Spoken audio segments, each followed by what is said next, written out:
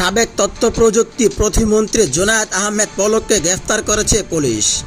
Dhaka metropolitan পুলিশের খিলক্ষেত থানাধীন নিকুঞ্জ আবাসিক এলাকা হতে আত্মগোপনে থাকা অবস্থায় তাকে গ্রেফতার করা হয়। ডিএমপি সূত্রে আজ বুধবার রাতে এই তথ্য জানানো গেছে।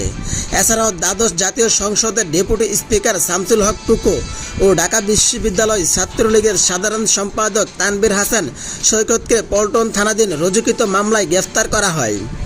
ঢাকা মহানগর পুলিশের মিডিয়া শাখা থেকে জানানো হয়, গোপন সংবাদের ভিত্তিতে ঢাকা মেট্রোপলিটন পুলিশের খিলক্ষেত থানাধীন নিকুঞ্জ আবাসিক এলাকা থেকে আত্মগোপনে থাকা অবস্থায় 12তম জাতীয় সংসদের ডেপুটি স্পিকার শামসুল হক টুকু, সাবেক প্রতিমন্ত্রী জুনায়েদ আহমেদ পলক ও ঢাকা বিশ্ববিদ্যালয় ছাত্রলীগের সাধারণ সম্পাদক তানভীর হাসান সৈকতকে পল্টন থানায় রুজুকৃত মামলায় আজ রাতে গ্রেফতার করা হয়। এর আগে 6 আগস্ট জুনায়েদ আহমেদ পলককে হযরত শাহজালাল আন্তর্জাতিক বিমানবন্দরে আটকে দেয় বিমানবন্দর কর্তৃপক্ষ।